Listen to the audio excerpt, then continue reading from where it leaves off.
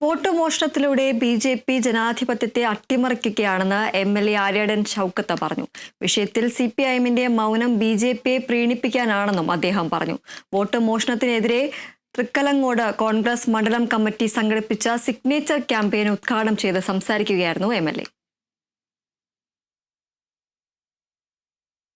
BJP. Government എങ്ങനെയൊക്കെ ഈ പറയുന്ന ജനാധിപത്യ അവകാശങ്ങളെ അട്ടിമറിച്ചുകൊണ്ട് കുറുക്കു വഴികളിലൂടെ അധികാരത്തിലെത്താൻ കഴിയുമെന്ന് ശ്രമിച്ചുകൊണ്ടിരിക്കും. ഇവിടെ കമ്മ്യൂണിസ്റ്റ് മാർക്സിസ്റ്റ് പാർട്ടി ഒരക്ഷരം പോലും മിണ്ടുന്നില്ല എന്നത് ഞാൻ നിങ്ങൾ മനസ്സിലാക്കി.